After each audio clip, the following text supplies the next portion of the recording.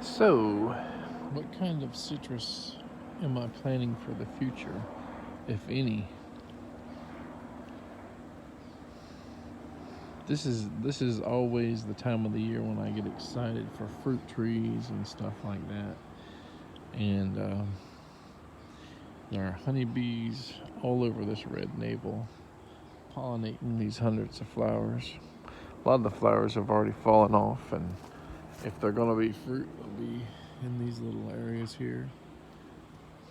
If they don't get pollinated, then things will fall off. And my experience is that a lot of these will fall off. This tree just hasn't been capable of holding a pile of fruit, in comparison to the flowers and all the work the bees have done. But it's done okay.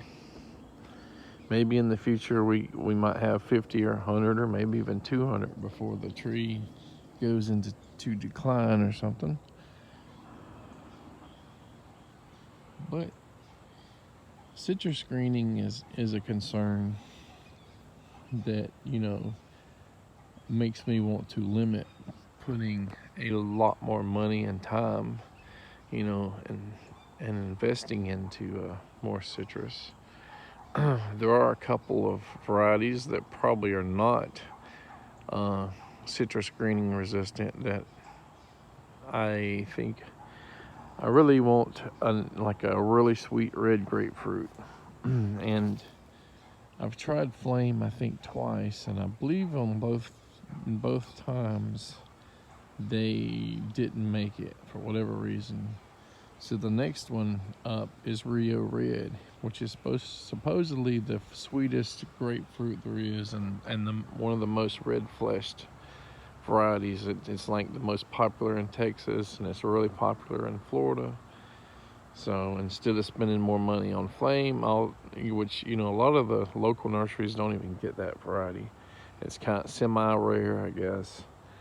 Probably not as rare as like the unique or ugly Tangelos and a few of those, but Rio Red, hopefully because of how popular it is in Texas and Florida, we'll hopefully be able to find it once all these nurseries start getting their big stock in.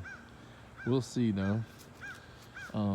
Natalie is probably wanting some kind of tangerine, mandarin, or something, and we have the mini yellow or whatever Tangelo in a container because ours died and that was her favorite. In a few years, hopefully, it'll be producing good. And the only oranges we have an old one that was like planted in '92, and it's on its way out.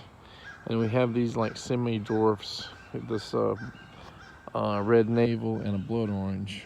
The blood orange is not as bushy, it's kind of just a couple little twigs, going upward, and it still has quite a bit of fruit, probably maybe more than this one, even though it's a similar size.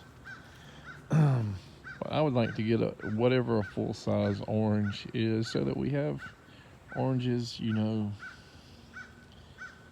for the future, for my life, and for my kids, and hopefully there will be more citrus greening disease resistance varieties. I think Sugar Bale is one of them, so it'd be nice if we could find that for Natalie. And I'm not sure how many actual oranges have that resistance. It's a very low, and that doesn't mean when we say resistance, we're not talking about immunity. It's just like this is what UF or whatever suggests that you plant because it's able to survive and do okay despite this disease. In the future, there may be more, and I think grapefruits are pretty susceptible to the disease. So, and the other issue I have is, do I need 5, 10, 20 varieties of grapefruit? Do I need 10 tangelos, tangerines, and all that? I mean, they're never going to get used here. But I guess I read that some people are donating their excess citrus to food banks, so that might be a really good idea, is to put all of our extra citrus, collect them, and that the neighbors don't want, the family don't want, that we're not going to use, and just, take, 100, 200, 500 at a time to these food banks and let them pass them out with their food. I don't really consider citrus as a food because it's more juice than anything, with like some fibrous kind of like materials, and if you tried to eat oranges or grapefruit as a meal and eat a bunch of them, you're probably just going to get the runs, diarrhea and stomach cramps and all that stuff. So, but that's probably more than y'all wanted to hear. So that's kind of what I'm thinking, is just get 2 or 3 more types. And lastly, I have seedlings, and if I find a good type that I'm interested in or experimenting with, like the cocktail grapefruits, I have seedlings that I put in pots, 4 or 5 years ago, and I have some that are in the ground, and I may even have a Rio Red or some kind of really red one in the ground already. Because when I buy fruits at a grocery store, fruit stand or something, you don't really know the cultivar, and if it's a really good fruit, I might say, okay, let me save 4 or 5 seeds or whatever. Just say, okay, sweet red, and that's all I'll say, because I don't know the variety.